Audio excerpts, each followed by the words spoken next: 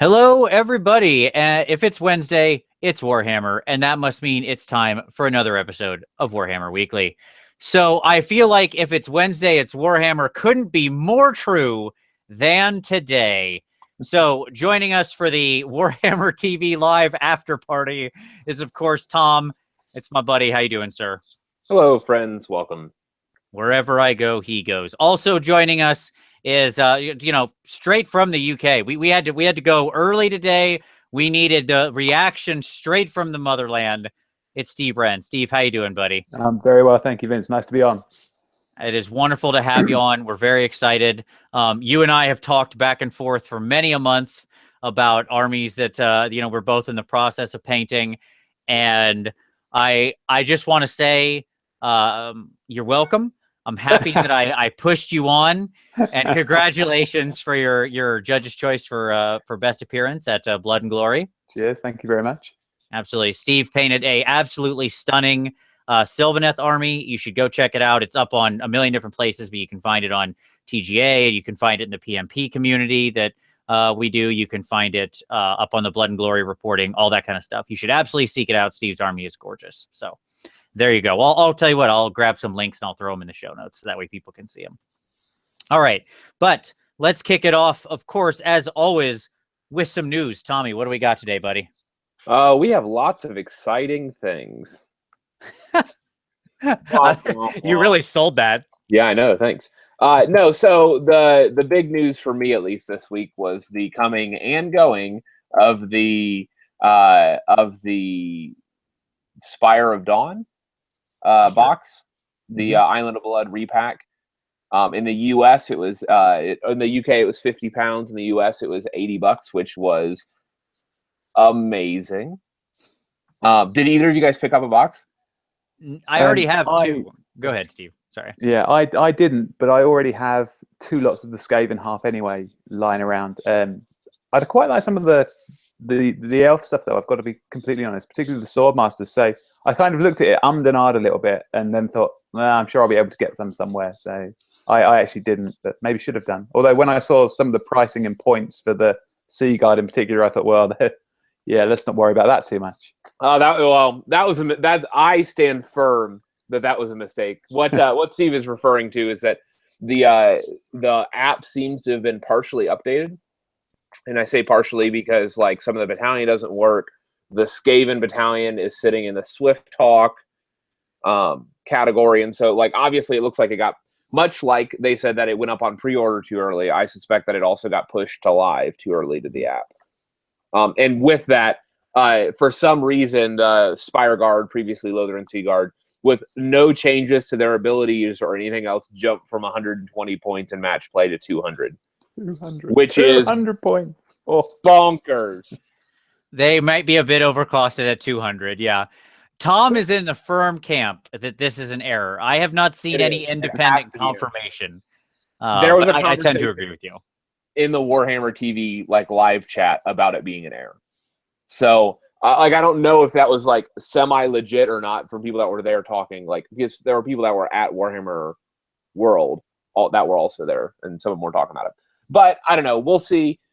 It's clearly an error because they're not pricing these equal to Shadow Warriors. Like, let's be honest. Like, that's the space you're in. The exact same point cost and the exact same sub-faction, both functioning as battle line. They're not comparable. No. Sure. They're also 40 points more expensive than the Reavers, which begs some serious questions. Yeah, the Reavers who have all the same movement and saves, the same amount of wounds. Well, light years better movement. Let me say that way. Right. Triple the number of ranged attacks per model, or triple the number. I'm sorry, 150%. Like they have 15 range attacks versus the 10 that's coming off the Sea Guard, and they have 30 melee attacks coming off of the, or no, I'm sorry, 15 melee attacks coming off the Reavers as opposed to the 10 from the Sea Guard, for 40 points cheaper. Or no, yeah, 40 points cheaper. Yeah, it's bonkers. Anyway, so yes, I didn't pick one up either, Tom, because for the same thing, like I have two full elf sides of that already, and like a bunch of old metal sword masters too. So I'm just saying, I have 2 full Island of Bloods, completely full, sitting in the other room of both sides. And as I said on the show last week, if it's going to be at $80, I'm picking up 2 copies, and I did. You're a man of your word, Tom. That's what's relevant. Absolutely. I have no idea what I'm going to do with my collective 100 Sea Guard and probably 60 Sword Masters or so, because I know I have 40 based in the case right now. Well, on the bright side, for those who missed out, they did say that they will be coming back into stock very soon. So there you go. But if you've missed out, don't worry. You too can be like Tom and have an overwhelming number of knife ears that you don't know what to do with. So it's true. It's true. And there may be some neat lists. With that, those units moved into Swordmasters didn't, but the Reavers and the Spire Guard moved into Swift Hawk. So there's some potential lists. There's some neat synergies with the Sky Warden. I have to be honest. I have 5 Skycutters sitting over there on the Chariot, and I'm super excited right now. Well, I would just like to say, some time back we did a show on Dangler factions, and one of your picks for like the most hated Dangler faction you had was Swifthawk. So I'm glad to see that they listened. Yep. Yeah, exactly. Clearly, Nottingham is listening to the show, as we've suspected previously, and have purposely repurposed this Island of Blood to fix this travesty that is the Swifthawk agents. Yes, I'm sure. I'm sure it was exactly because of that. And now they're just kind of mediocre. We'll see about that battalion to see, because you can pull an Archmage and Swordmaster if that battalion's worth anything. So we'll see. Okay, what else? Angrath. It came out this week that Angrath is the Exalted Bloodthirster from Forge World is getting a re-release with new rules. Which is super exciting, because that means we might get that Lord of Change as an Exalted Lord of Change with new rules. I would rather a new Lord of Change, but sure. We're going to get that for GW. That was one of the rules that dropped this week that, I think Spiky Bits or somebody talked about, like the Tzeentch release in January, which it was a very safe prediction. We'll actually see if it comes to pass, but it was basically all that stuff with a new Lord of Change. So we'll see. With all the new plastic kits they're bringing out for the 40k Thousand Suns thing, one would hope that they've got a greater demon in the works as well. Anyway, that they could bring out for us. That'd be quite nice. Absolutely, one would hope, and one would hope it's a dual kit to make Kairos as the second half of it. Yeah. Although I quite like, I've got a lot of time for the Kairos model. I think it's really cool. It's just a little bit small now in this kind of new age of enormous models, which I fully support. This move into this age. I mean, he's just too tiny now. But I like the cool thing that would happen if he was a dual kit with Kairos, which I don't know he'll be. I mean, like Scarbrand came out as a separate box for the Blood Nurture, right? But if they did end up making him a dual kit, the awesome part about that would be that everybody who built the normal Lord of Change would get an extra big, giant, weird bird head, right? So that's always cool because that could be, you could, with the right other model underneath that's Lord of Change number 2 pretty fast. So great conversion bits for sure. And that also means that they'll be cheap on eBay. The extra heads. Right. What would actually be interesting is if you could swap either of those heads for the one head. So your Lord of Changes themselves could have different loadout faces. Oh yeah, sure. And it'd be a neat modeling opportunity for GW. Get on it, GW. Okay. The other announcement that dropped this week was GW reached out to the community and asked for suggestions for their made-to-order Age of Sigmar release of order models, which is kind of exciting. I have to be honest. Did you guys provide any suggestions as to what you think those models should be? Steve, go ahead. Did you chip in, or what would you want to see? Let me say it that way. What would I want to see? I think for me, I'd have to go the old Kislev models. I think I'd like to see if I had to pick. There's not, to be honest, when I was thinking about it, when I saw it and looked through some of the comments, I wasn't overly inspired by any of them particularly. I don't know, maybe the order armies just don't have quite the same appeal sometimes in terms of modeling. I like the order armies. I've played quite a few of them and collected them, but there wasn't anything that really jumped out at me. I sort of think back to a lot of the old dwarf models that I had when I was sort of 17, 18, and you remember those being really cool. The dwarf spearmen, I remember quite fondly and things like that. But Yeah, I think for me, I'd like to see some Kislev models re-released. That'd be pretty cool. Vince? So the answer is Dogs of War, because most of those would be order, right? Mhm. And by the way, give us some scrolls for those too while we're at it. I don't mind. I'll proxy. I'm just gonna throw this out there. This morning, it came out on Warhammer TV this early afternoon that Dogs of War potential rumor release. They were, of course, kidding. That's the disclaimer. But I saw you jump in there with Dogs of War confirmed or whatever during the chat. Yes, exactly. Trying to stir the pot. Yes. So Dogs of War confirmed. You heard it here on Warhammer Weekly. No. For me, I would say I would love to get my hands on that Finecast Thorgrim model. So like the second release of like the like Thorgrim. So like I have the old metal version, and it's not bad. But I'd love to get the newer one. I missed out on that one. And I'd love to see the War Wagon. Ooh, I've got a War Wagon. I don't need a Well, I want one because I want to be able to cut it up and convert a steam tank to do the old. You know, there's a variety of like the steam tanks out from like the Von Zeppel one. Yep, and I want the one with like the War Wagon top. Yeah. So yeah. Well, I mean, you've seen Steve's. Speaking of. Yeah. That was, but then that was just a kind of. You know what? I can't even remember why I did that. I was just like, I'm going to chop up a steam tank and do something a little bit different.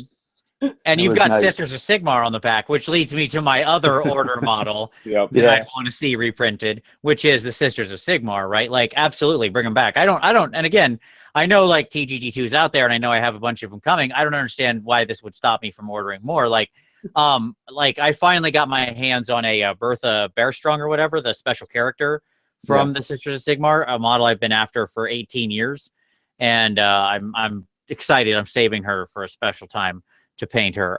But like more, like she'd be a great one, or those sisters would be a great one. The Amazons, their order, right? Close enough, probably. Where else would they be? The Amazon models from Mordheim would be awesome. Like any of those Mordheim models. Like I would love to get my hands on like a Nur, like the Twilight Sword, or like was it like Johan? Was he the Johan the Blade? The knife? Yeah. So some of those, like, I'd love to get my hands on some of those old models. It'd be fun to paint. So anyways, so that happened. That'll be exciting. Most people clearly in our community don't know how to read. So many of the suggestions were for Tomb Kings. No, everybody, they know how to read. Okay. And I agree with them. What they need, like, bring back the Tomb Kings as an order force. Cetra returns, new army, mostly like statues with some skeletal forces. It's all like Shabti and stuff like that. And they're like new forces inhabited by the spirits of his ancient empire, which he's called back to him, and he puts them in stone bodies. And there's no more ordered lawful force than Cetra. And he has like a loose alliance with Sigmar, though he refuses to bend the knee, of course, because Cetra does not kneel. Yeah, I don't think so, Vince. That's not what they were wanting. They were wanting the Death faction to play in tournaments. Okay. So Warhammer TV, as we've mentioned a couple times, was the first show, was today. I watched both the games. Did you guys watch them?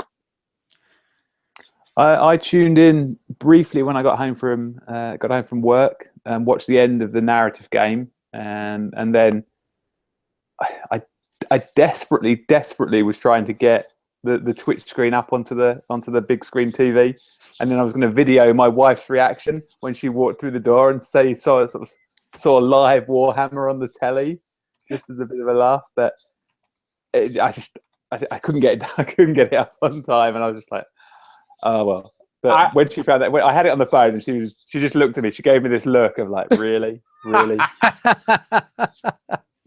I would be lying if I also didn't try to do something similar. I went to my Apple TV and I was like, "Isn't Twitch one of those apps that nobody watches?" Yeah, and so, so I went and I was like looking through all the app screens to see if I could get it on my TV as well. So, great minds think alike. Okay, and then finally, the new rumor mill image dropped today. There's a lot of people that are still pushing Dark Elves as the potential for what we're looking at. Vince, do you have that image? I do. I certainly do. Like, Let me bring it up. Purple, right? Zine's just purple? Sure, absolutely. Let me bring up the image here for you. There it is. Sorry. I have many images. All right. Let's get a little share and let us begin the guessing. All right. Tom, what do you think it is? I think it's something Zinchi. All right, well, let's take a look at what let's talk about what we can identify here, right? Clearly, we've got the bottom of a robe sweeping out behind a model. Yeah, right? And it's on ground. So it's like that's the base that we're looking at, the edge of the base. Yes, we can see the base, we can see the edge of the base, we can see some flock here. That looks like a big base too. Like, unless that's a hyper zoomed in. Well, it is. I mean, like, this is really zoomed in. Like, do you think it's a 32 mil though? I think it could be I think this could be a 32 or 40 mil base zoomed in. Yes, you wouldn't. There's no context for it, right? So you couldn't really tell. Well, it's no. There is context because of the grit, the grit in the grass, and the grass in the top corner. I guess, although you don't know how big the flock is or what size grit they're using or whatever. Yeah, I mean that's probably a 40. I'm guessing if I were to look at that, I'm guessing that's probably a 40 mil base. Yeah, I don't know. We have the patterning on the left-hand side. Like the thorny kind of pokey patterning. Mm-hmm. And we have crystals. We don't often have crystals. Or like not crystals, but like gemstones. Mm-hmm.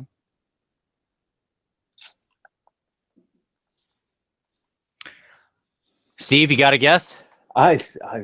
It looks like I want to say dress. Don't you? You want to say dress? Yeah. Like a long. It does feel like a dress. That's what I'll say. Yes. When you look at it, I mean, so you're thinking female model, Vampire counts? possibly. Yeah, okay, yeah, it could be actually, couldn't it? Death could be quite cool. I mean, the spiky, the spiky little part of it there could be one of the death logos. Who knows? I don't know. Yeah. I'm sure we'll find out. I mean, the previous ones have all said Zinch to me. Yeah. This one, not so much, I don't think. I got to be honest. This doesn't feel very Zinchy to me either. No. Yeah. I really do think this feels more a elfish. I really do. Just because the color scheme, the gems in the bright blue, right? Like that's a really bright blue.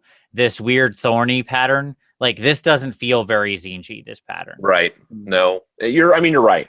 And I was just assuming that it was all going to be the same faction. This could be a release from the summer. I mean, we just don't know what we're looking at here. We know that GW finishes stuff early. Yeah, I mean, it could be elves. Again, maybe I would want to say VC if the gems were red. I know that seems to be reading in a little bit much into the color of the gems themselves. I don't know. It's fun to guess, though, isn't it? It is. We've made entire shows off of guessing. I've watched some of them. Yeah, so that's what we have. New rumor mill. How about you, the viewer, sound off below and let us know what you guys think this is. Yes, I agree. I want to, now is the time. Put your guess in. Make your called shot. Because here's the thing. If you're right, then when it comes out, you can be like, ha, see, I called it months ago. But if you're wrong, you just don't mention it at all. And everyone forgets. There's no penalty to guessing. You can only win. That's how Tom does all his predictions. It's true. True. Just swing for the fences every time. Someday you might be right. Okay, so moving on from AOS news. For Ninth Age, we have version 1.3 coming. Vince, do you want to say anything about that? Yeah, so they wrote up a nice article on what's changing in 1.3, and it speaks directly to a lot of the community concerns around 1.2. They explain more about how they had to move very far very quickly, and they knew that was going to cause some friction, and they would overcorrect in some places. So for those that were finding some elements of 1.2 a bit jarring, which was, that was not uncommon. It was about 50-50 on the community.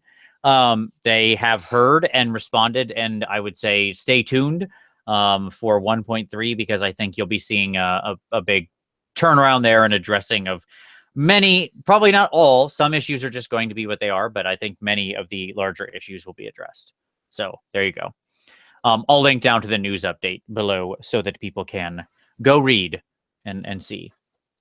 And then our final news item for the week is that, well, Vince, do you want to go ahead and do this news item since you released a video? Yeah, I do. So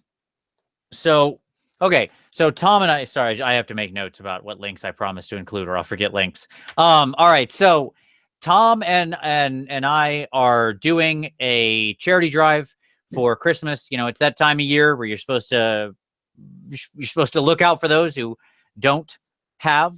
And so Tom and I are doing a little charity drive for UNICEF.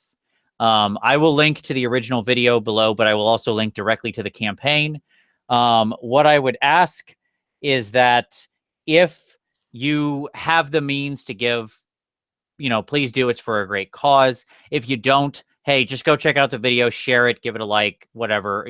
That's always a super great thing to do, just so more people see it. None of the money is coming to us. Correct. All of it is going. Yeah. Yeah. To speak a bit about what it is, 100% of everything you give.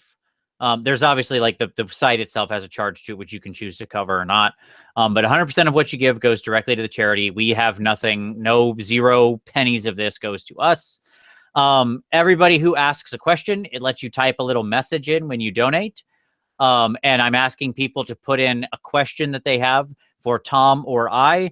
You can ask any question you want, and we will answer them. We're going to do a show in the new year after the drive ends, answering every question. Honestly, no matter how embarrassing or ridiculous, you'll get the straight dope. In addition, there's a bunch of giveaways. Tom and I are doing a bunch of giveaways related to. Can I jump back to the show? Sure. That we're going to do. Did you say that was going to be private, Vince? No, it'll be public. Oh, it will be. Okay. I didn't know if that was like a private thing only for those that donated. Nope. It'll be public. So you can embarrass us publicly. Yes. By asking a weird question. Yes. And then Vince, go ahead and talk about the prizes. Yeah. So we're doing a giveaway.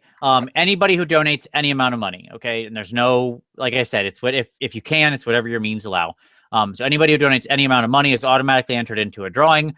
Tom and I are going to give away stuff. I'm giving away one of the competition minis I painted. He's right over there. He's the Dark Oath Barbarian out of the Silver Tower set. I'm going to give away some trolls from The Hobbit. And I'm going to give away a small Orc and Goblin army. It's an old metal army, but it's got a bunch of awesome figs in it. Savage Orc boar boys and some squigs and all sorts of fun stuff. And then I know, Tom, you're giving away some boxes as well. Here, there you go. Giving some some Hobbit Eagles, Great Eagles. Which end up becoming High Elf Eagles every time. Yes. Yeah, High Elf Eagles. Giving away a brand new Balewind Vortex new in box, which is one of those hot items that everybody seems to want to get their hands on right now. It's so hot right now. It's so hot. And I'm going to do the Return of the White Dwarf with the Slaughter Priest still packaged in. There you go. So we got lots of stuff. Like I said, the link will be down below. Please only give if you can. And even if you can't, please share. That's all I would ask. There you go. Enough of that. Okay. So let's turn to some pick of the week. And Steve, you sent me a link. You want to talk about your pick of the week there? I did. You guys probably know of Adam Sinclair, YouTube battle reporter of old. He's in my sort of local gaming group here in the UK, and he's got back into Age of Sigmar now after his epic rage quit, which filled us all with quite a few hours of entertainment when he originally sort of stopped playing. But no, he's got back into it, really enjoying it, and he's been doing his battle reports from the last few events that he's been at. He's a bit slack at the moment, but obviously he's been, with his job and things like that. But I know he's planning on getting back into it and getting them done. So, check them out, go and watch them. They are good. They're entertaining. They're only sort of 15, 20 minutes long. He keeps them nice and succinct. So go and see them. I totally agree. I've been a subscriber of Adam's for a while. You can follow him at Heavy Metal Blade on Twitter. He's always has entertaining shares and stuff like that. It's fantastic battle reports. Wholly support that choice. I'll link down there. Good stuff. Tommy, what do you got for a pick of the week, buddy? So Steven would obviously not likely do self-promotion, so I'm going to do it for him. My pick of the week is going to be Stephen Wren, who's our guest here. His blog on TGA. Thank you very much. You're welcome. It's actually the blog with the most hits in that TGA community, and it is just a fantastic source of what Stephen has worked on, is working on, and just a great source for the hobby. So I'd encourage you guys to check it out. You can check it out below. An excellent choice. I fully support that choice as well. Always good. And if you're not already, joining up with the TGA, what are you doing with your life? Come on. I mean, geez. Get your priorities straight, people. That's all I'm saying. The only thing I will say about my blog on there at the moment, there's a few links to some of the images on the older posts that broke down. We had some issues with it, but they're getting re-uploaded slowly. So give it a week or so, and they should all be back and linked properly. Very good. My pick of the week is to remind people of an old buddy. So Matirum, who had similarly left the hobby for a long time after the changeover, he came back and he's playing some 9th Age now, and he's been putting up some battle reports, and he and the boys are having a good time. And so Matirum was always a super great guy and a lot of fun. His battle reports are, again, always good. So he's been posting again. So maybe if you drifted away from Matirum, maybe go recheck him out. And if you've never seen him before, I'll link to his channel down below. He's got some fun stuff. So there you go. All right. So now let's turn to some hobby time.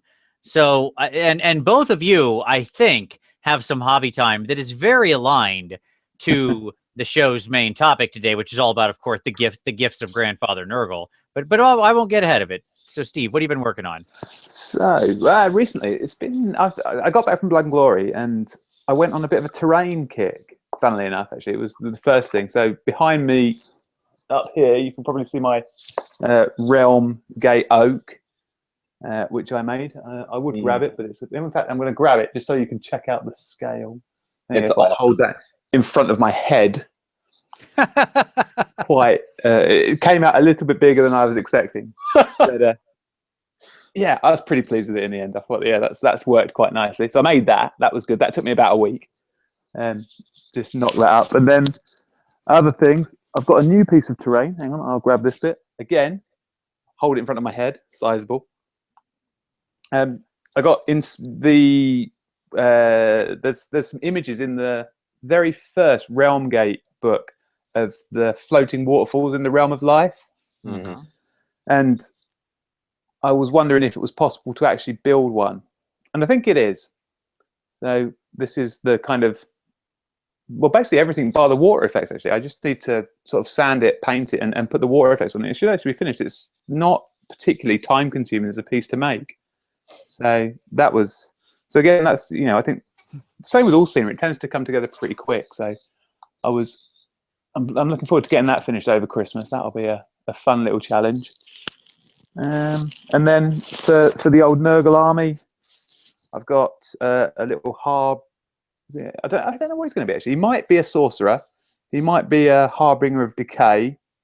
But it's quite nice. Well, I was quite pleased. It's like a conversion from where's my camera up there? There you go. It's one of the 40k Adeptus characters who's been resculpted and converted on Vince's orders. Absolutely. You got to convert everything. So he's getting ready for a coat of paint. And then this is interesting. Have a look at this, Vince. I'll be interested to get your thoughts on this, and yours too, Tom. We had the discussion about whether it should be a monster or a character. So this, I don't know how well you can see it there. Yeah. Was is going to be the Soul Grinder. Yeah.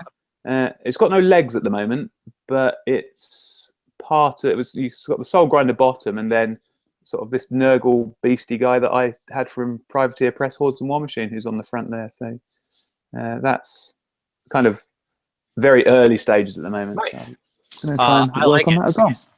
Honestly, I think you could go either direction. Like he could end up being. I think a lot of it probably depends on the legs. I like where it's going. I love that torso. That to convert that like Soul Grinder machine torso, I think is very fun.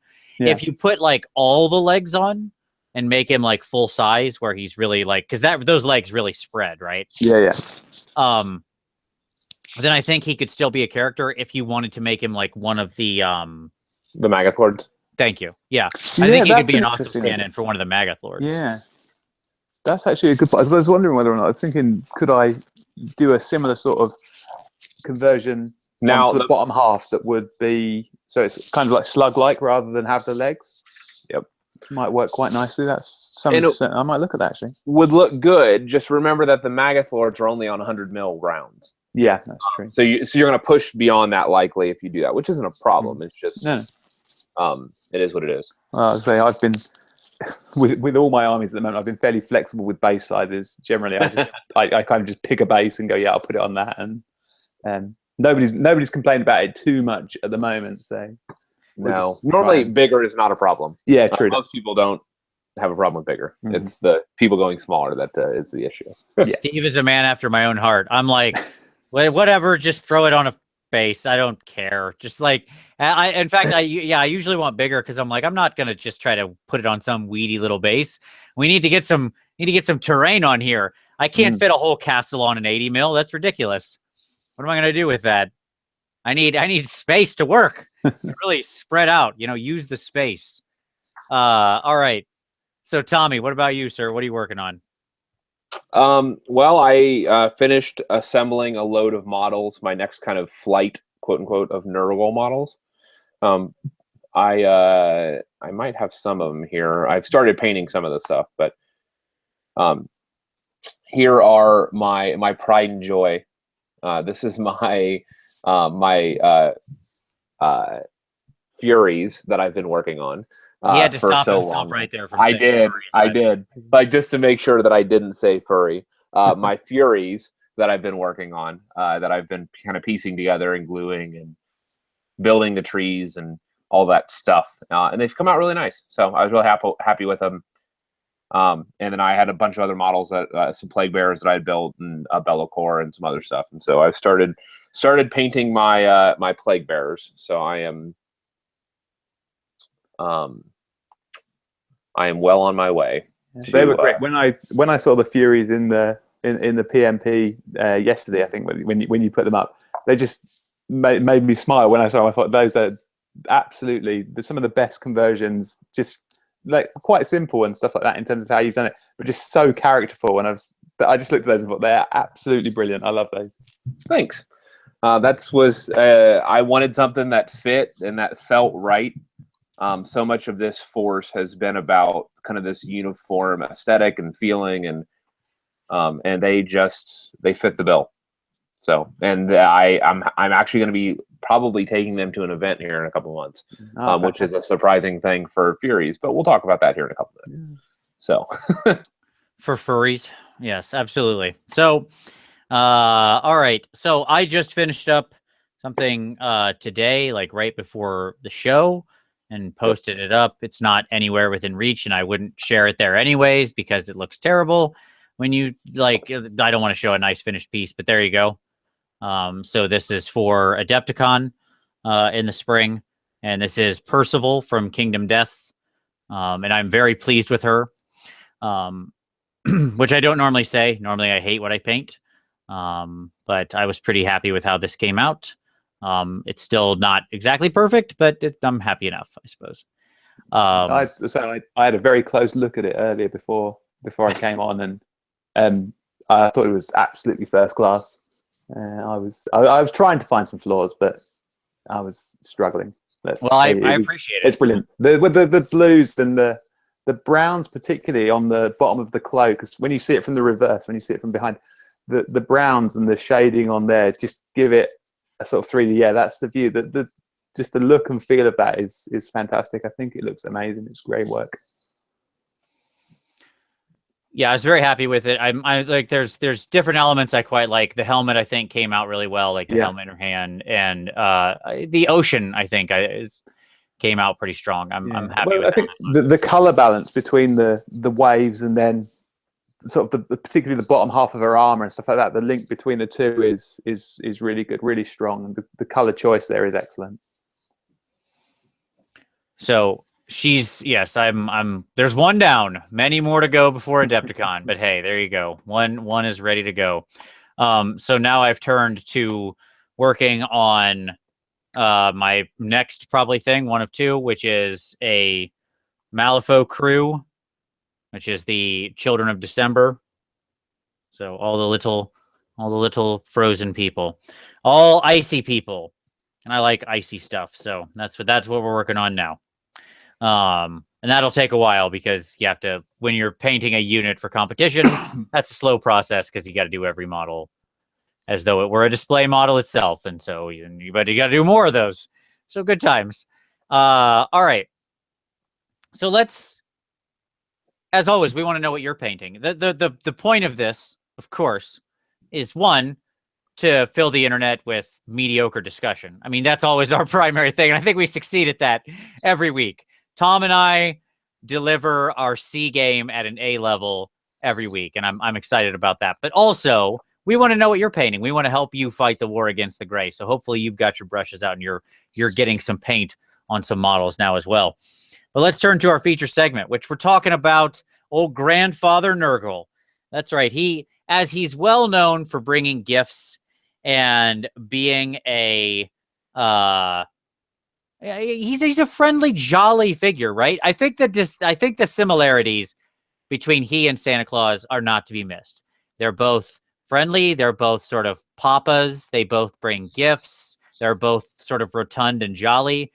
I've never seen Santa and Nurgle in the same room. Have either of you? No, they both like green and red. Uh-huh. Yeah.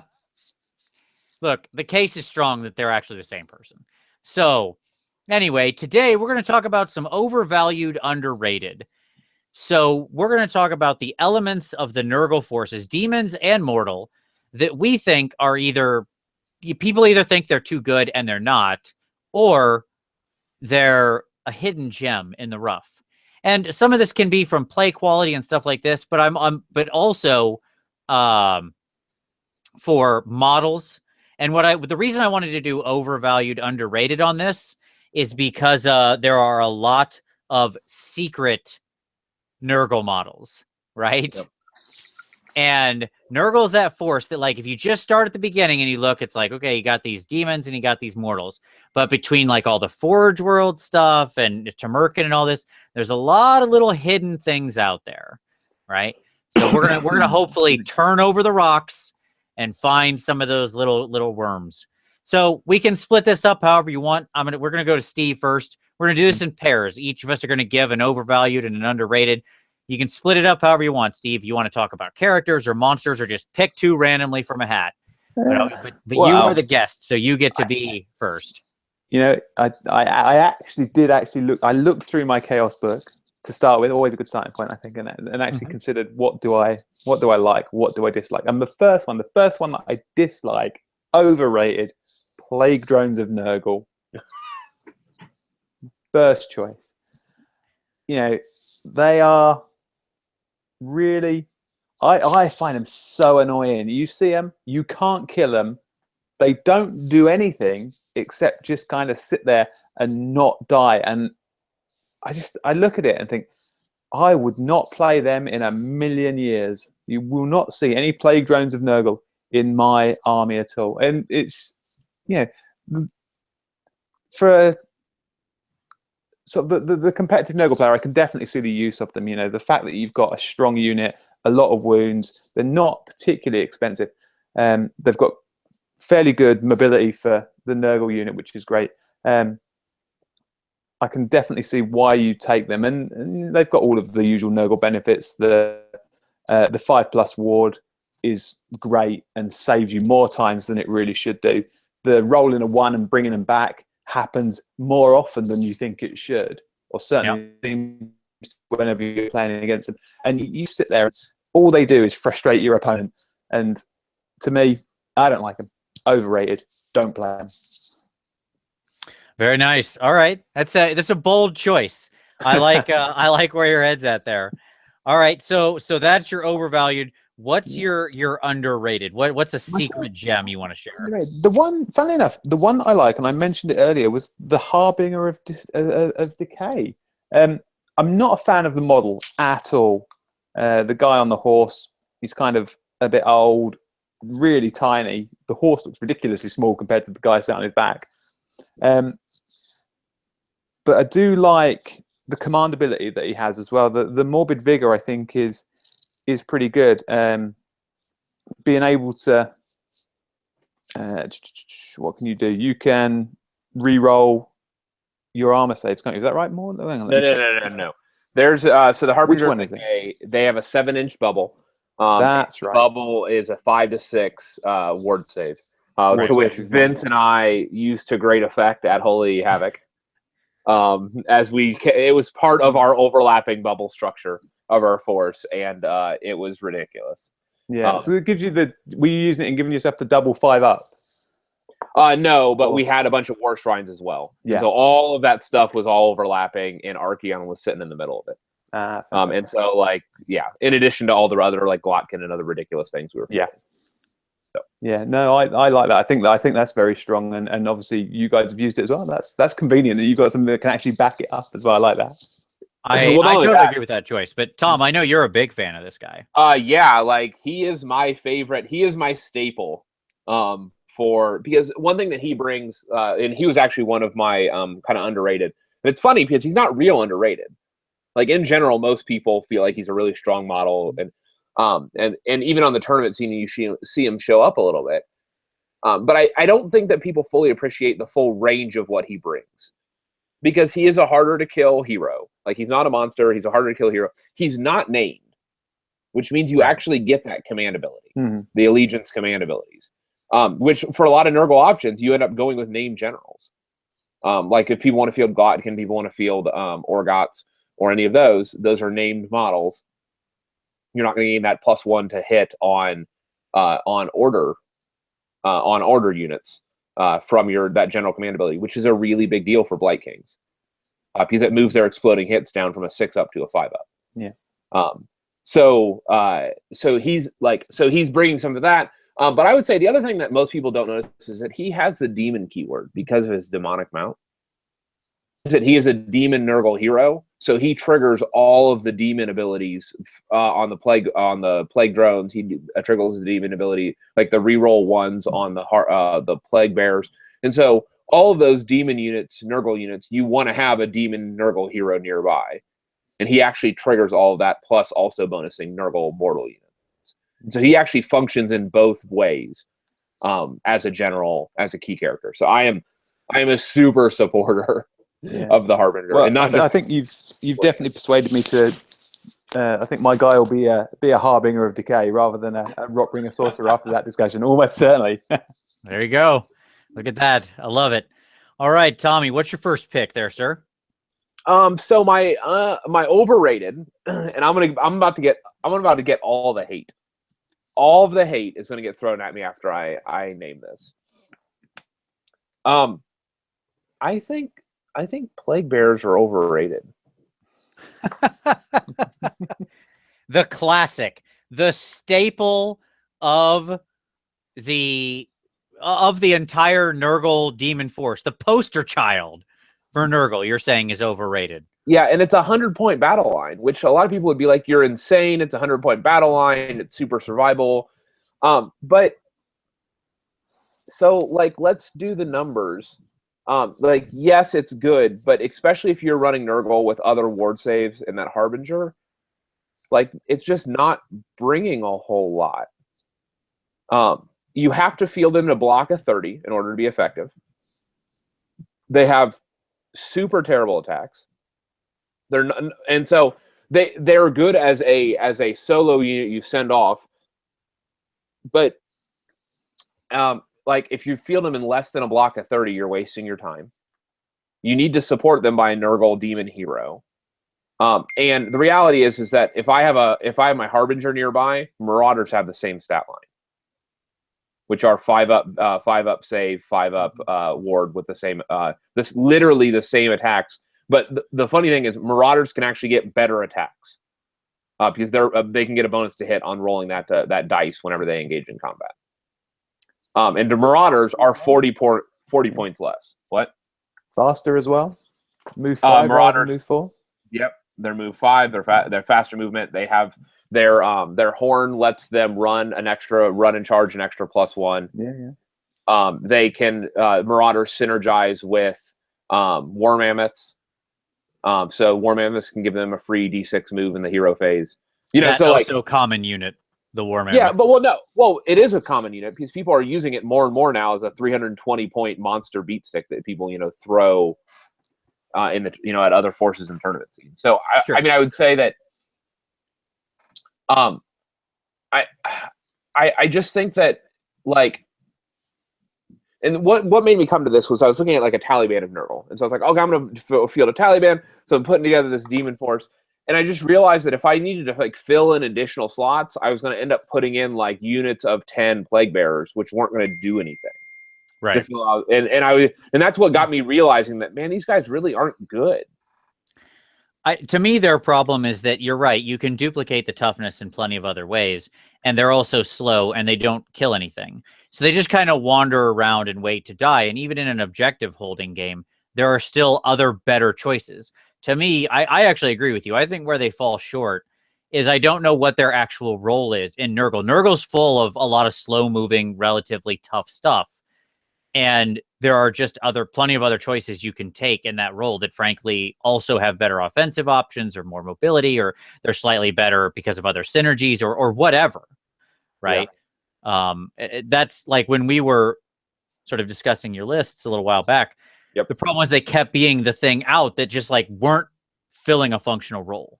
Yeah. They're also gross. And that's also a thing. They're the gross. Funny thing is I ended up taking them in my list, like as I'm preparing, but it's because they were a one-off block that I could field and send somewhere else and not have to support. Sure. And so like I don't know if that's a good reason to have them or not.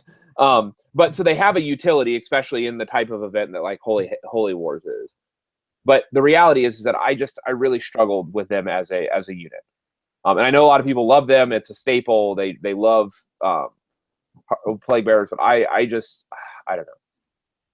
Okay, so that's my overrated. My undervalued, Tom. Just because I've mentioned it, I'm going to mention it again. I'll go with Marauders. I think that Marauders at 60 points. I think that Marauders are undervalued. You can give them a shield. They're a 5-up save. You can mark them Nurgle, so they're synergized with everything Nurgle, including that 5-up ward save from your Harbinger. They can gain ward saves from the War Shrine. They can gain bonuses to hit from their special ability, which they can also stack with their other bonuses to hit. So I think they're like 4-up, 3-up, and then with bonuses they can get better. I mean, just it's they're not, and they're 60-point battle lines. And so for the cost of a single block of Chaos Warriors, of 10 Chaos Warriors, you can get 30 Marauders. Yeah. I think I've got 50 of them lying around, which I was convinced there must be a use for them.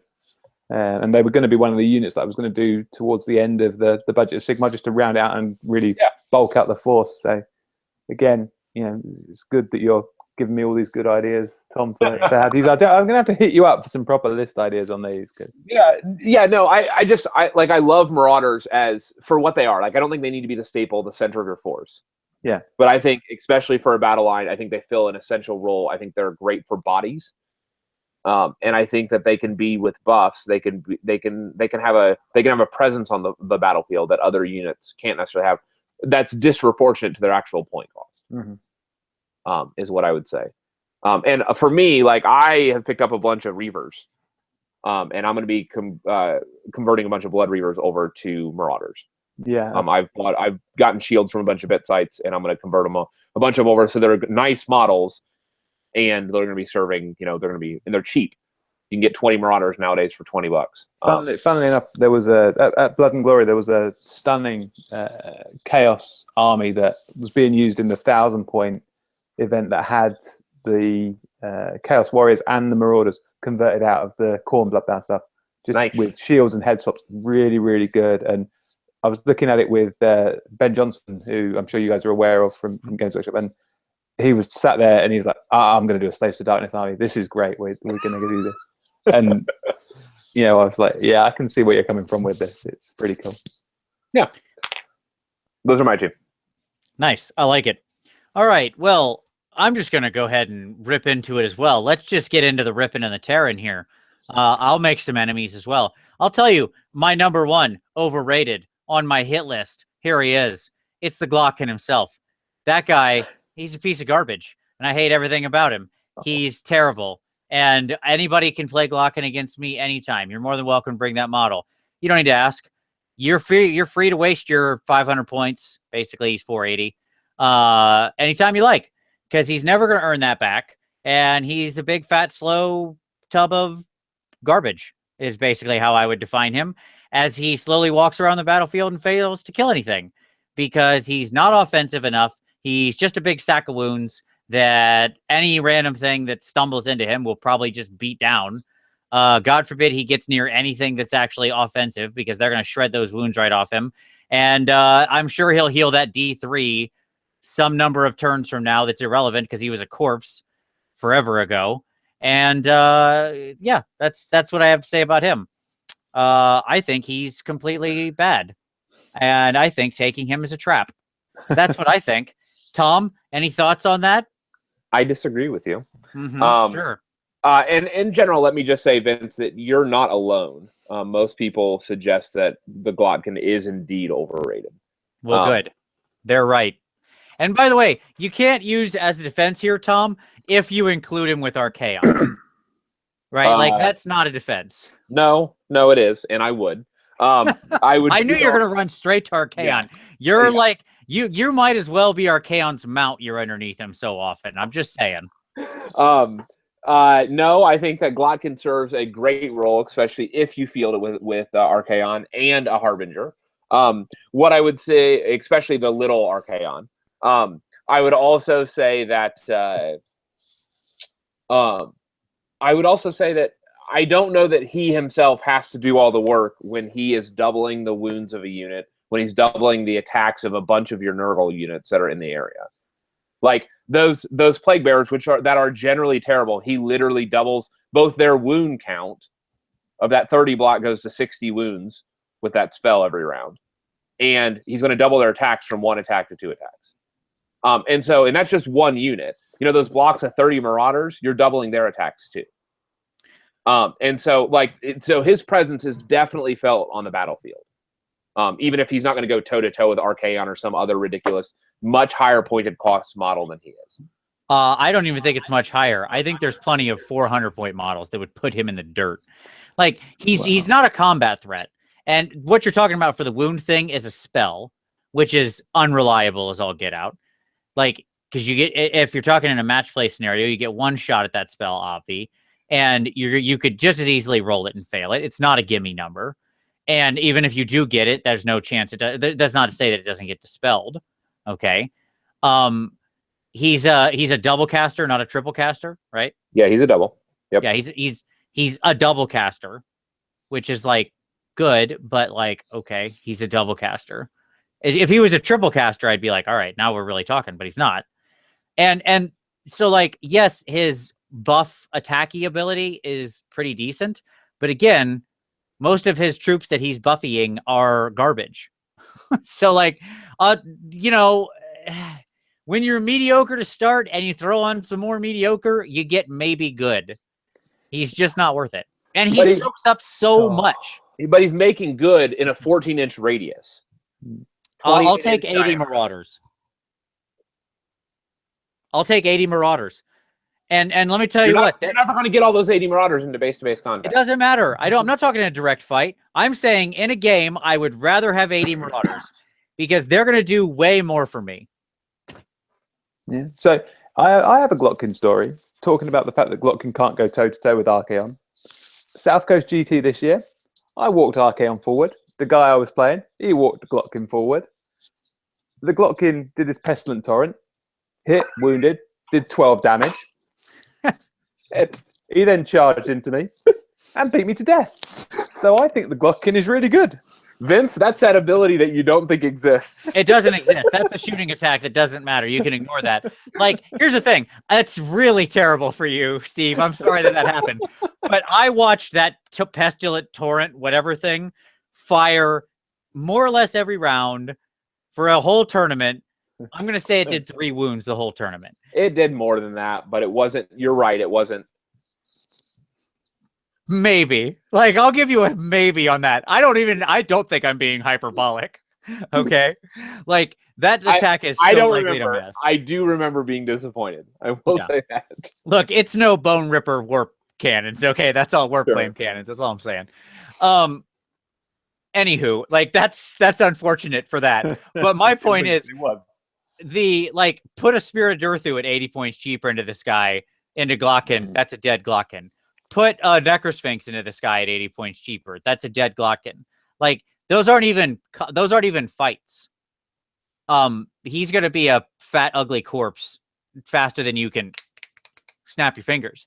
And I understand those are both combat monsters at 400 points, which I agree with. But and he has other utility and spellcasting and blah blah blah. I get it. I'm just saying, I think he's garbage and that other stuff doesn't make up for it. There you go. All right. Well, now everybody can hate me, Tom. There you go. Since I called out the leader of the whole faction as being overrated. Okay. So here's my undervalued. Okay. Bile Trolls. Go with the Forge World. That's right. Bile Trolls are, like, to me, a secret weapon in Nurgle that are just so awesome. Now, they're expensive. You get a trip of them for, you get 3 for 200 points. That's not cheap. Although I will point out, you can get 6 of them, and still have change left over for some 10 Marauders for a Glotkin. But why I like these guys. Okay. 5 wounds. So you're getting 15 wounds for that. It's not too shabby. They have a wonderful vomit attack that's quite great. Short range, 7 inches. But most importantly, it's a 3/3 -2 rend. And that -2 rend is literally the entire reason I like these guys. Because one of the problems that Nurgle has is that it doesn't have a lot of rend.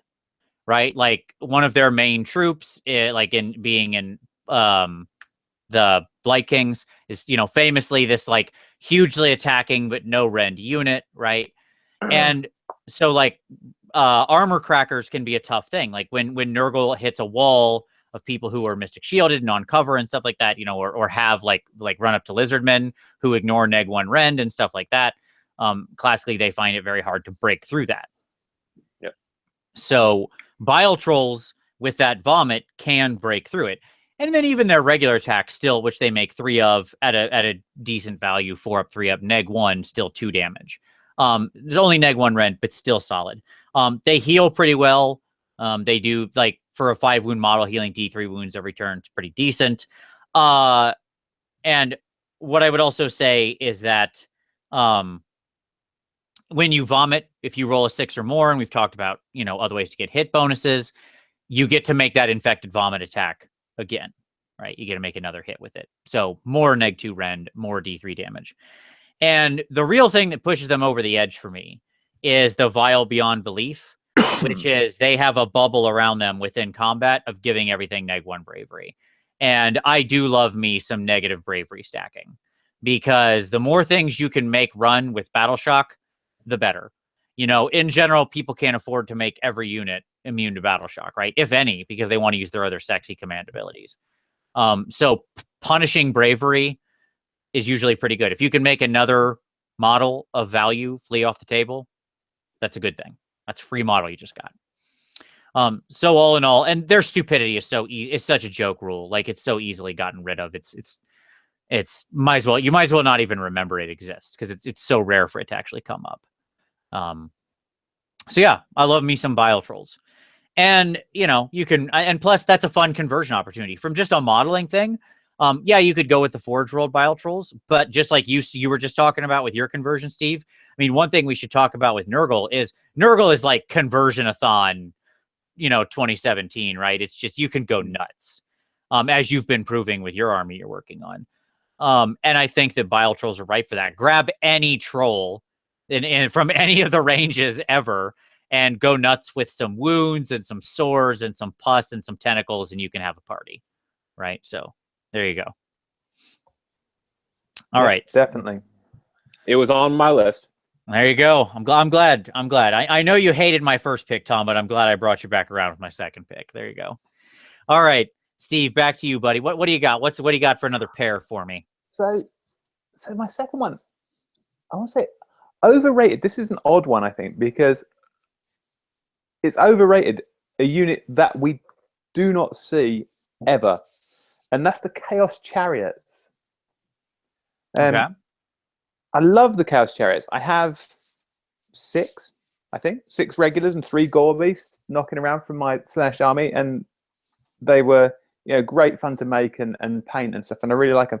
But I just find they're overpointed. The Chaos Chariots, the regular ones in particular, do absolutely nothing when they in combat at all.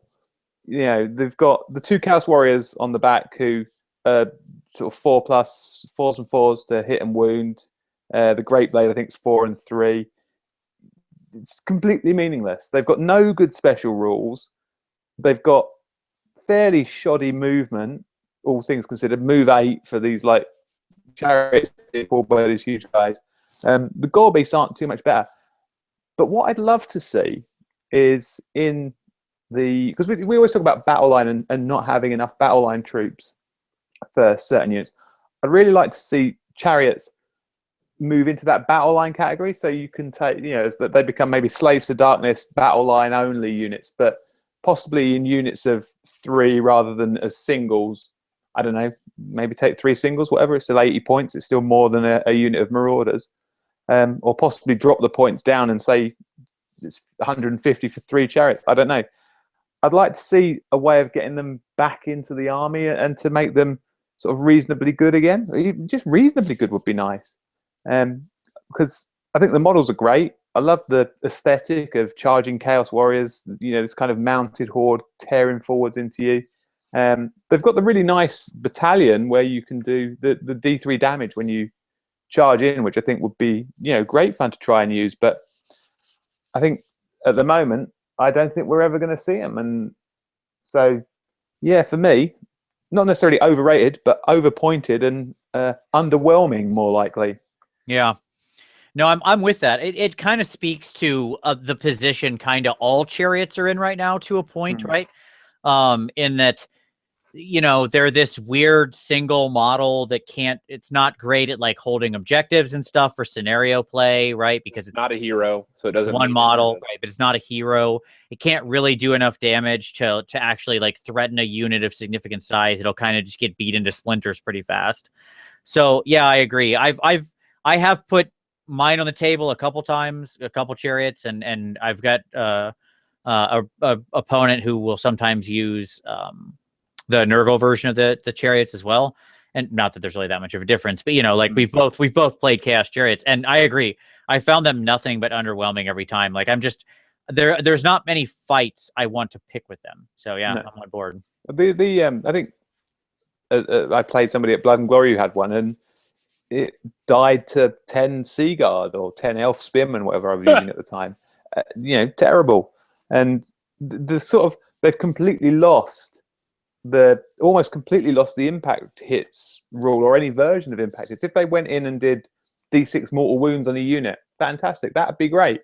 Right. D3 mortal, I take D3 mortal wounds. Give me D3 mortal wounds. Give the Gore Beast D6. But the Gore Beast, I know they've got the charge for every model within 2, but you have to roll a 6 to do anything. And if you roll dice like me, that means you're not going to be doing any damage to anything ever.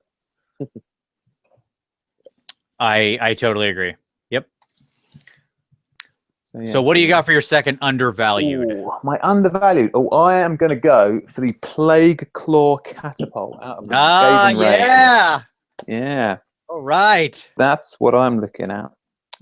It's cheap. It's so cheap. It's 180 points, 140 180 points. 180 I'm points. so glad somebody mentioned this thing. Yeah. I mean, having used glorious. a bunch of artillery recently from the order side of things, where everything was kind of 220, 240 kind of points, and the Plague Claw does just as much damage, has just as good rend, hits better, and can hit better as well with all of the sort of the stacking and things like that go with it. The Barrage of Disease, great for the bigger units when you're doing 2d6 damage. 2d6 damage, fantastic. You can hide it. You don't need to be able to see anything. You haven't got any crew to shoot off. Right. Oh, terrific. Yep. Terrific. That is one of the stealth awesome things about it, right? No crew that can be picked off. Yeah. A lot of people miss that. Yes. And so all of its wounds, like, so it's sitting at like 8 wounds or whatever, and so all of its wounds actually matter. Yeah. And then on top of that, obviously the other one that's getting a lot of play in kind of organized match play is pairing it with Epidemius, like 2 catapults with Epidemius. And so from turn 1, suddenly everybody is reroll the whole force is reroll 1s to hit and wound, just by targeting a couple of big blocks of troops. So it's solid. Yeah, definitely. I would. That's certainly something I'd be looking at, I think. I'm with that. I have brought the Plague Claw. I think it showed up in every Skaven army I've put on the table thus far.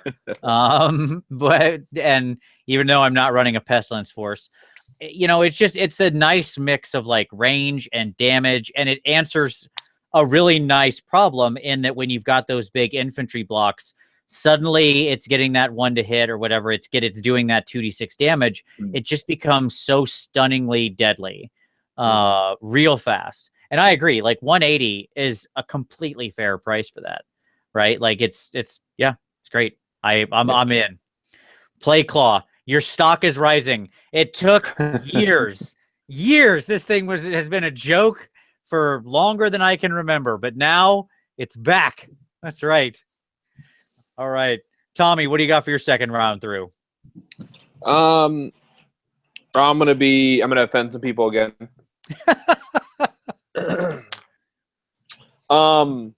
Overrated. I hate to even say this because I want to get somebody like that's going to punch me in the face at a convention sometime. Sure. Is Orgots. So he is the kind of the go-to quote unquote chopper for like the melee Magath Lord. That if people are going to field a Magath Lord, they're going to field Orgots. Is he the one with the 2 axes? He is, with a 3+ save, like 6 attacks, doing 1 damage each, -1 rend. That guy right there.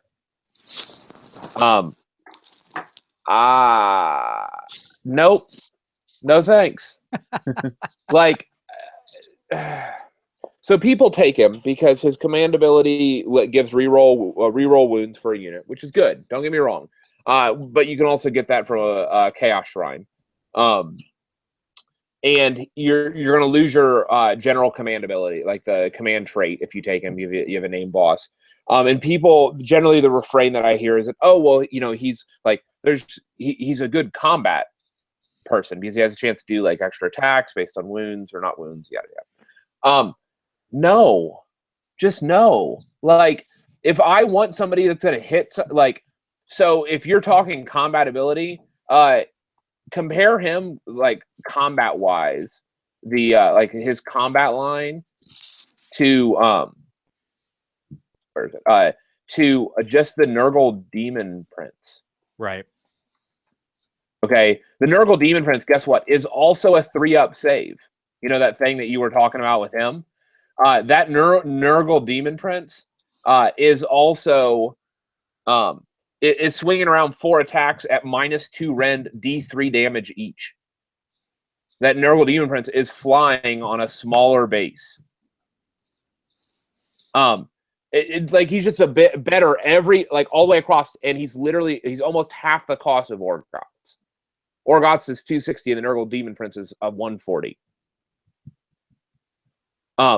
So I just like no, like if I'm gonna go with if I want a beater, I'm not going to go for Orgot, and I'm not going to go for him for a general because there's other better generals in Nurgle. The only thing I say in his defense is, for a player like me, he's quite good because he rewards failure. This is true. Yeah, it's true. You know, when he takes wounds, which my models do often, he hits back. When he misses all his attacks, which I do regularly, he gets to attack again. This is a good thing. But at -1 Ren, so you're going to attack again and not do anything. Oh, yeah. For at 1 damage each. So he's just so subpar to me. Like I would field any one of the other, every single one of the Magathords before him. So either Blowab, the caster, which we fielded in Holy Havoc, and he actually ended up punching above his weight. Like he did better than I expected in every single instance that where Blowab found himself in. And then Morbid X, which is the Nurgling guy, who's also a 3-up, who I would argue is a better melee person, and he's bringing Nurglings along and healing Nurglings in the area. So I don't know. I can't do it. Like he is overrated to me. So the underrated, I'm gonna go a little bit weird with this next one. All right. But I've tipped my hand here already, and that is I'm gonna rep the where are they? They've disappeared. Oh, they're in the other PDF. I'm gonna rep the Chaos Furies. Because so hear me out. Like no one feels them. Sure, hold on. Just wait. I know you already disagree. Yeah. I know you already disagree, but it's because you don't know what you're saying. Oh, okay. Like you're not familiar with what they are. You've looked at them once and you've dismissed them. Okay? This is a unit that can be marked Nurgle. So let's open with that. This is a Nurgle unit that has a 12-inch fly move. That's 50% more than those rot flies that are almost 4 times the cost. Okay, so when you're in match play, you want your units doing something. They have an assigned job. They have an assigned role. And if you have people that need to go out and be in the right place, so you need bodies somewhere, like out in the field on a specific point, you need to drop a unit somewhere. If you need a unit to travel quickly across the battlefield, Nurgle doesn't have a good option except Furies. You get 5 models for 60 points. So you're getting 10 models for 120, which is a little bit more than your Plague Bearers, but significantly less than Chaos Warriors or any of those. They're a 5-up save, 1 wound model.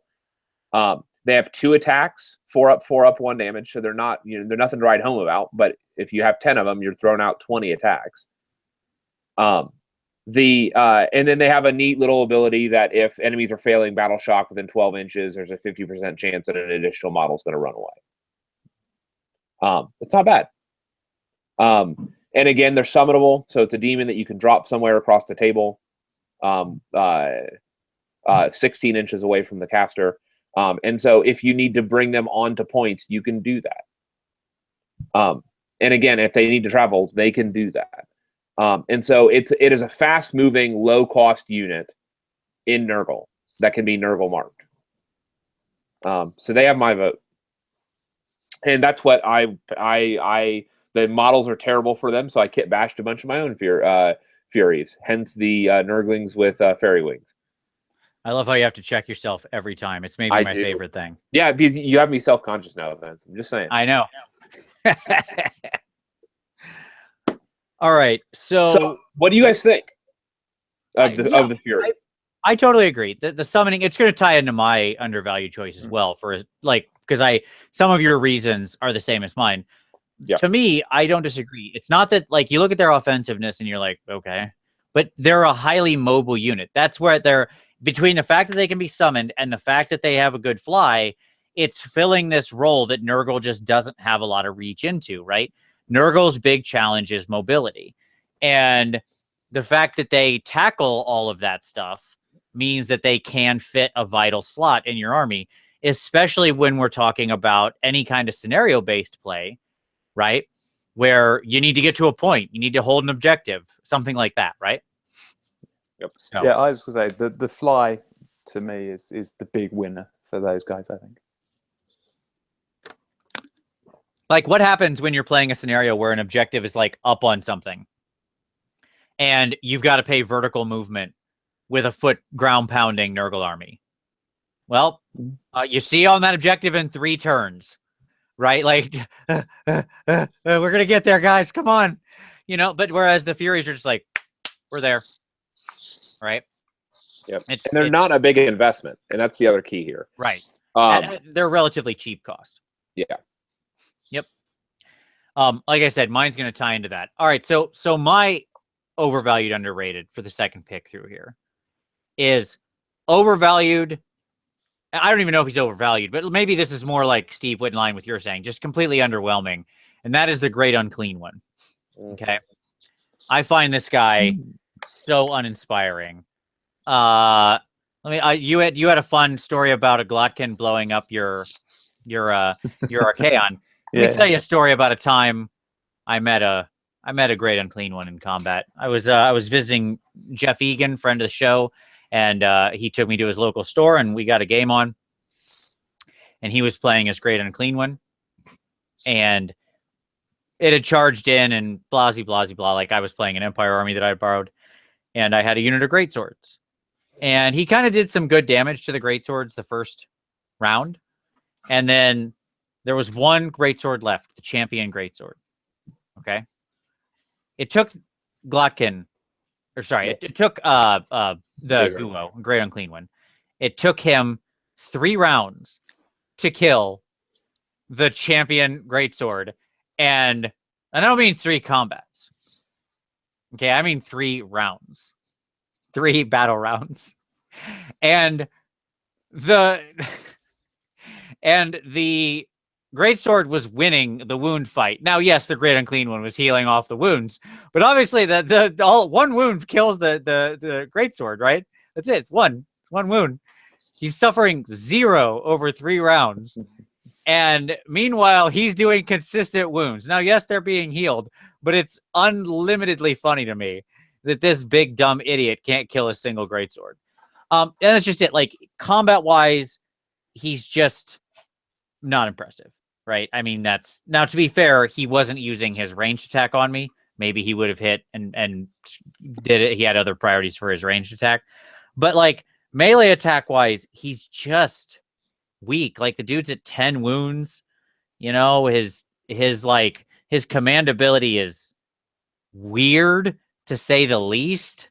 And I'm not sure how useful it is, period. Subpar.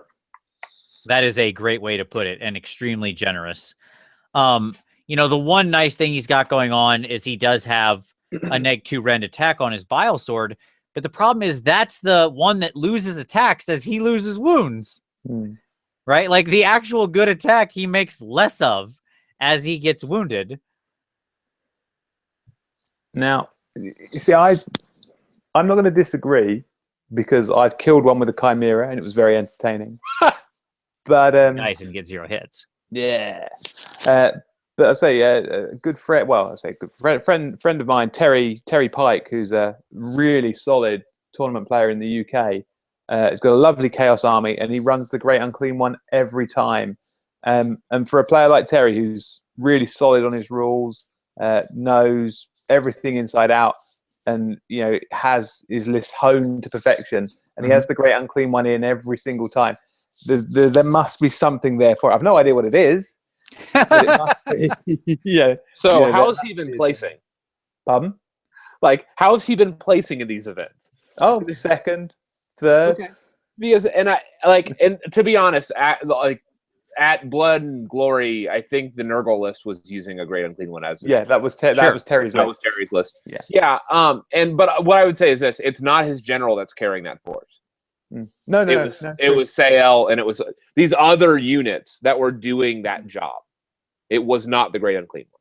But it's unusual for him to have a model in there that has no role.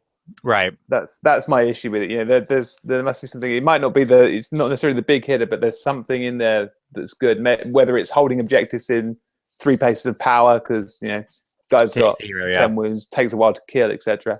That kind of thing. I don't know, but yeah, but at the same time, Vince, I can totally see where you're coming from. I mean, it could be the ward save, because he inherently has that ward save. I mean, but it would just raise questions for me. Like, if that's the case, then why are you not running the Harbinger? Because the Harbinger can give himself the same ward save. He almost has the same number of wounds. He has like 7 wounds instead of the 10. He's like 100 points cheaper.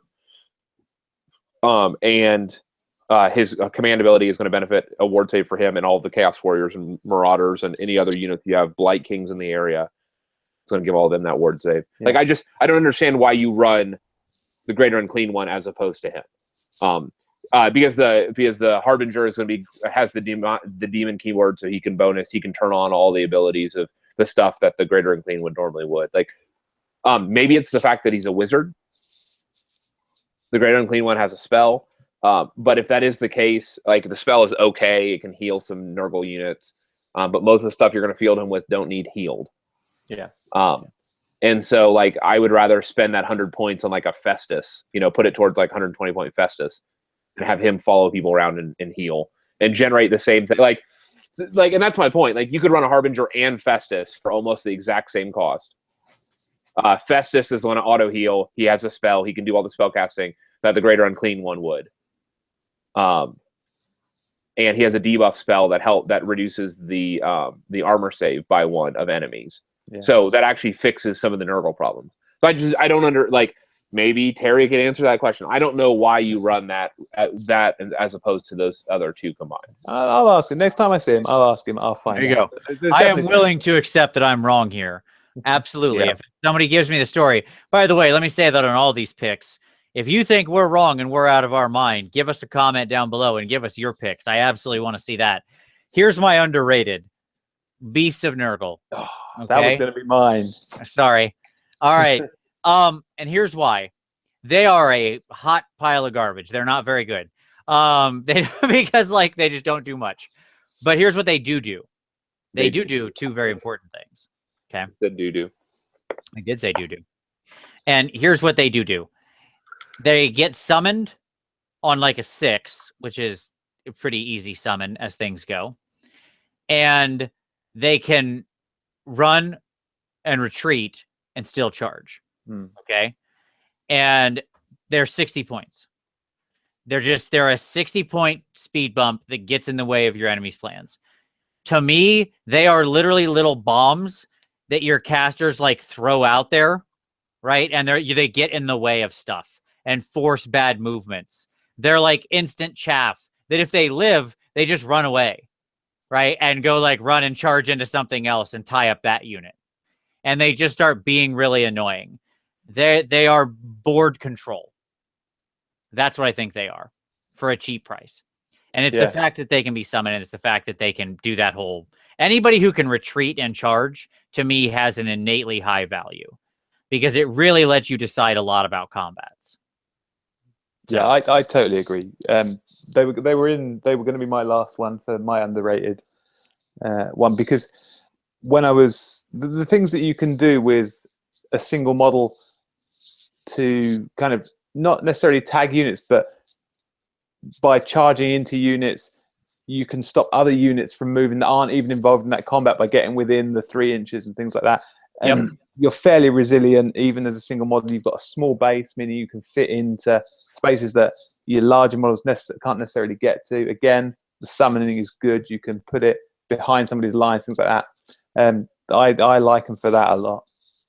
Yeah, one of my issues with summoning stuff in sort of a match play situation is you don't want to be holding a huge amount of your points in your reinforcement pool, right? Because you might end up not actually getting that stuff on the board because you failed the spells or because your caster died or whatever, right? But holding like a couple beasts back, that's, if you're playing a 2000 or something, somewhere in that range-ish, give or take game, 60 or 120 points in your pool, I don't feel bad about that. And that's a lot of utility you can throw out there. And I agree. The point about the small base is very well taken, right? The fact that they are on such a tiny little space and they can get in there and block up charge lanes, prevent movement, right? All sorts of stuff. Yeah, very, very useful. And that's to me their value. They're just a pure board control. All right. So since I know we've been cross-picking each other probably, let's do one more time through here, and let's just you don't have to give both if it's already been picked. Just give a last one or two if you got both, but just like something that hasn't been mentioned yet you still had on your list. So Steve, we'll start off with you, sir. What do you got? I'll just do my last one, and as we've been in the habit of trying to enrage people with our choices, my last overrated one is on page 13 of the Chaos book, and it's Archaon himself, the big Archaon. The big boy. Obviously. We've called out all the kings today. All right. Obviously, rocking all the keywords, isn't he? Including the Nurgle one. I love painting him. He's a fantastic model. He's horrendously overpointed. Has barely any rend. Doesn't ever kill anything in combat. Just stands there. Looks hugely impressive. And I find him, if you take Archaon on his own, he really isn't a particularly worthwhile option in your army. I don't think you have to build your entire force to support him and allow him to do the things that he can do. Make sure you've got the 6-9 Baron Guard that go with him. Make sure you've got all of the support pieces in there. You just basically build it. You're spending 2,000 points to make a 700-point model decent, which I'm not sure is the right way to build a list. And I've yet to see somebody in a match play event place really well with Archaon. I've seen lots of people having lots of fun with him, and he was terrific. When I took him to Warhammer World for the Ever Chosen weekend, which was the old school bring what you like, he was fantastic fun to play with, and all my opponents were really sort of getting into the spirit of playing against Archaon, and for that he was terrific. But in a sort of in the match play environment, I don't think he really cuts the mustard, let's say, which is a shame.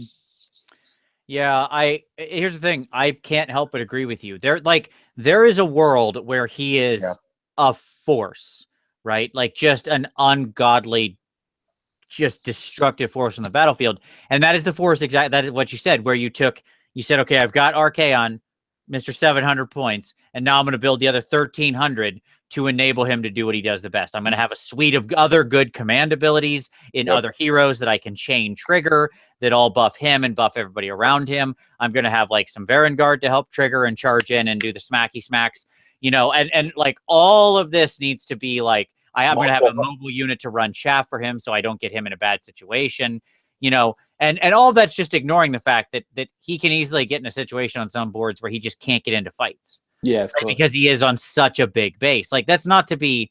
I own one obviously, and I've used him plenty. And there have been, even with his flight, there have been times where I'm just like, I can't.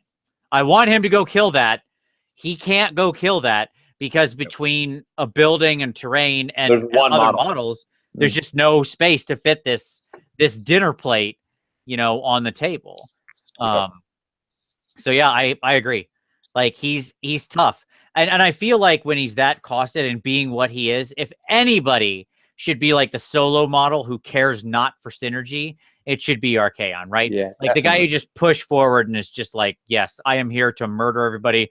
The rest of you who are with me, do what you will. You're basically tag-alongs, right? Like I care not that you're with me.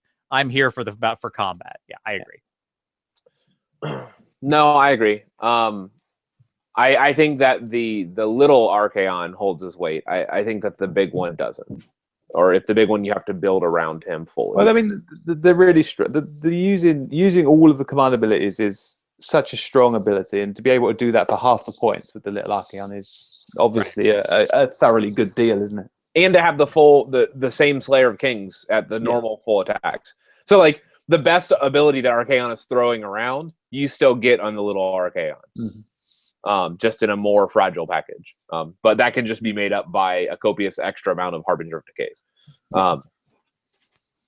Because you could just have an entire Varangard flank of Harbingers around him if you really wanted to. Sure. As well as real Varangard too. Like you can get the little Archaon and a whole pack of Erangard, right, for the same price as normal Archaon. Yeah. So. Yeah. Which, I mean, that's a force that I'm actually working up to build at some point. Like, I want to run the little Archaon, multiple Erangard, and a bunch of mounted heroes, and just have this like this neat cav force. Yeah, the Chaos Cav force, like the Swords of Chaos force, as it was described in the narrative. I think that's a pretty cool force. Yeah, to have like a Khorne Lord, a Slaanesh Lord, a Harbinger, and then a bunch of Erangard, and it'd be fun. Yeah, because you got the Khorne Lord on Juggy, you got the Slaanesh Lord on the Boobworm. Yeah, absolutely. So the other one, so the one that I think is honorable mention that I think it's worth mentioning here for a lot of the reasons that we've talked about. So much of these, in my opinion, the decisions of these units has to do with shoring up the weaknesses of Nurgle. Okay, and those are copious. One is the combat weakness. The other is the so one is a combat weakness issue, and the other is a mobility issue. We've talked about the Furies as a mobility issue. The other one I want to point to is the much maligned Chaos Marauder Horseman. For 100 points, you get 5 of these models at 10 wounds with a 12 movement that can run and shoot and retreat and charge in the same round. I'm pretty sure that that's true. I don't think I'm lying to you. I'm pretty sure that they get one of those, if not both of those, because I think that they do get the. See, I'm like repping these guys, and I have forgotten exactly what they can do. Here we go, Marauder Horseman. Yeah, so they can they can shoot and charge, even if they retreat in the same. So they can shoot and charge even if they retreated. And so they get the like they can pull out of combat, they can charge another, and they can even like pull out of combat and shoot at another unit. And again, their movement is very high. Their javelins are short range, but that doesn't matter for what these guys are doing. These guys can get upfield. They can kill crew very quickly on an enemy war machine. Again, your 10 or 5 models for 2 wounds each of 10 wounds. You know, like all that is good, and they can be Nurgle marked. And so you can have them. So they have a range attack. They can be Nurgle marked. Heaven forbid that you put that crappy Glotkin on the table, Vince, because Glotkin increases like both their ranged and melee attacks by his bubble ability. So it's actually like they're getting double, actually triple, because they're getting both the horse's hooves, their melee attack, and also the javelin attack. All those are getting bonused. And obviously they're Nurgle mortals, so that they're going to get all the other Nurgle mortal stuff. The stacking wards double save from the Harbingers and stuff like that. So, and they can get reroll, and they reroll 1s to hit. That's the other thing. Like you can run them with a damned icon. So they're good. Like I don't know why we don't see more of them as chaff. That's what I'm saying. Mm-hmm. No, I get it. I actually, it's funny you mention it. I have 5 kind of Marauder Horsemen. I've just been, kind of hanging, like they're on a shelf. I had kind of set them to the side a long time ago and forgot I had them. And I just saw them recently and I was like, I should paint those up to be Zinchi, because I think that I actually do, I thought those are I was rereading them and I was like, all right, I kind of like where this is. Anyway. All right. Here's my final pick, my final kind of honorable mention that I think is wildly undervalued. Gut Rot Spume. You are out of your damn. Hold on, I was gonna say you are out of your mind. You're gonna have to swing us on this one. Yeah. All right. Gut Rot Spume is incredibly undervalued. Okay. Here's why. Let's talk about Gut Rot. Let's go by the numbers first. Okay. Now, first of all, I am assuming he's not the general. Okay. Because his command ability is the definition of worthless. Forget it exists. Yep. We're going to examine this war scroll as though that text has been whited out. Yep. Okay. Because I would never make him the general. He doesn't matter. Yep. Okay. Cool. So what do you got? I'm in for 120 points for a 7 wound, 3 up save model, right? Yes. Agree with me so far, right? Yep. Yeah. Okay. He is a mortal Nurgle hero, so he can benefit from other nonsensory we've talked about as far as the mortal stuff, right? Yep. Attacks wise, he makes an average of 6 attacks. His main attack, which he has 4 of, 2-inch range, and it's on a 3-up, 2-up with a -1 Ren and does 2 damage. I would call that average for a hero, right? I mean, I don't think I'd like. Would you both agree with average? Yeah. Yeah. Okay. Yep. Okay.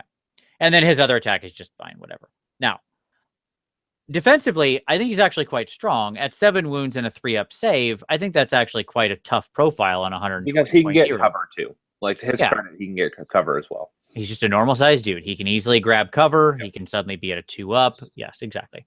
Because he's not a monster. Now, let's talk about why this guy is amazing.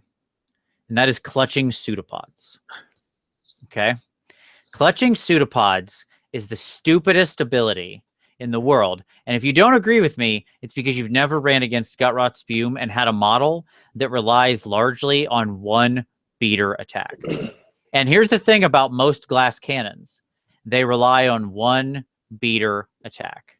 Okay? Not always, but often. And they'll often, like, if you think about the way most profiles in this game work, right? There's like one profile on them on even take your biggest characters. Okay? Maybe not Archaon, but take let's take Alariel. Okay? Alariel can do a lot of damage in combat. Why? Because the beetle, right? Like, she herself does not much of anything. But that beetle swings in with a bunch of attacks at 5 damage each. Necrosphinx with his 3 damage, slicey. Spirit of Durthu with his 6 damage sword, right? Those are the attacks you're scared of. This dude can roll up and just shut that down. No, but he's not shutting it down. They still get all the attacks at the end of the combat phase. He doesn't negate all the attacks. They just happened after everybody else's attacks. Yes, at the end of the phase. Correct. I'm not saying they don't get to make them ever, but he just shuts them off. Okay? And holding 50, that until 50% of the time. No, it is not 50% of the time. It is not, because he wins ties. Your opponent has to roll higher. Okay? Holding that thing to the end of the combat phase is the difference often between killing that model and not. Okay? Because here's the thing. All right? It's at the start of each combat phase, you make this tentacle check. You don't need to activate him. So if your opponent sweeps in and has the initiative, you can shut that guy down and then just pummel that thing with everybody. Okay? And they can't use their killer attack until the end of the phase. Yeah, you think how strong the old wood elf dragon was at the very start of Age of Sigmar. Everyone was running it, saying, "Oh, it's amazing." It's a similar sort of thing, isn't it? I mean, admittedly, you've got to win the roll off, but you can see why it's a strong ability. Correct. Well, yeah, I still don't agree. The dragon is shutting down everybody within 3 inches. Yeah, true. All of their attacks. The dragon's 400 points. Yeah, but this guy is doing one attack for one enemy 66% of the time. I believe that's about right, yes. 2/3 of the time, he makes them... look, you only need to stop one attack. Often. Like, look, he's not good against... You don't put him against infantry. And how often are you going to get him in position for the right person with his 4-inch move? I mean, often enough, I guess. Like, as fast as anything else in Nurgle moves. He's probably got Blight Kings or garbage around him. Isn't that his thing? No, I'm not sure Tom's feeling this. No, I'm not, because he's 120 points.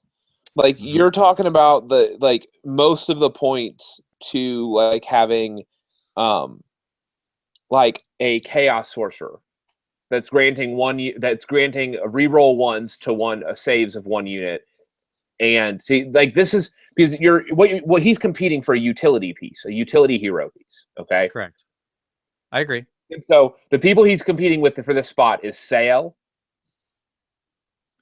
who's gonna give up. Sael is better. Yes, obviously. Duh. Okay, we can move on. Sael is probably the most solid hero for his points cost for what he allows to happen. Well, I mean, Sael's 160, so you're paying for that. But yes, he's competing with the Chaos Sorcerer, which the Chaos Sorcerer is going to give 1 a unit within so many inches. reroll ones to save automatically, and he gives another unit with a successful spell, not hard to cast, demonic power, reroll ones on hit, wound, and armor saves. Okay, like I just don't know if he can compete in that space. Like rerolling ones doesn't matter when Durthu swings in with a 6 damage massive rend sword. Reroll ones all day long. Enjoy rerolling ones when you need 6s or 7s to save. I don't care. I mean, so why not drop another 100 points and pick up Bellicor, who's going to shut down a unit for a turn, who's casting 2 spells per round, and who's swinging better than almost any other unit, Nurgle unit in the game. Like, that's what I'm saying. Like, no, like why? Bellicor is really good, but you're right. 100 points is also not. That is not like I'm going to argue that's slightly a higher tier. It is. But like a Demon Prince is the same defense as the same numbers, who has a 12-inch move and who can put a lot and the 3-up save, who can put a lot more damage onto a target and just reduce the number of the effectiveness of that one attack.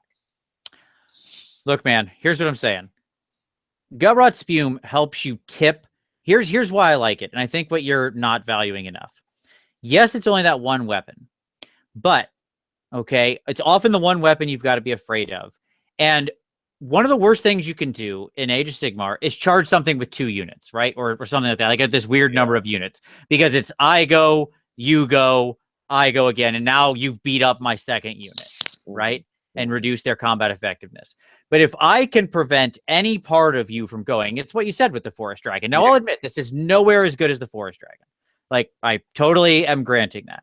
I am arguing this is a mini version of that effect, okay? And its value is commensurately lesser costed.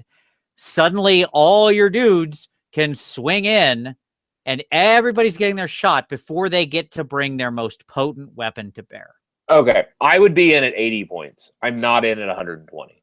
All right, fair enough.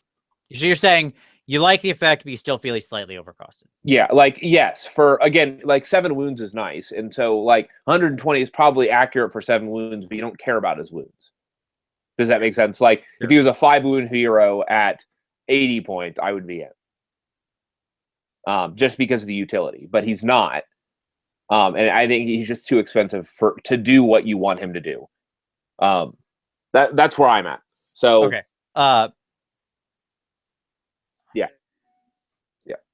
Strong argument, though, Vince, I think. All right. Okay. Well, I think we need to call it right there. That is it. We have prompted enough ridiculous arguments. I am sure people are going to be raging in the comments at the foolishness of our choice. But, okay. So put your thoughts down below. Steve, any closing thought? No, it's been a pleasure to be on, though. I've really enjoyed myself. It's been fantastic. Thank you very much. All right, sir. It's an absolute pleasure. We'd love to have you back anytime. To all of you out there, thank you so much. We absolutely appreciate you watching. And as always, we'll see you next Wednesday.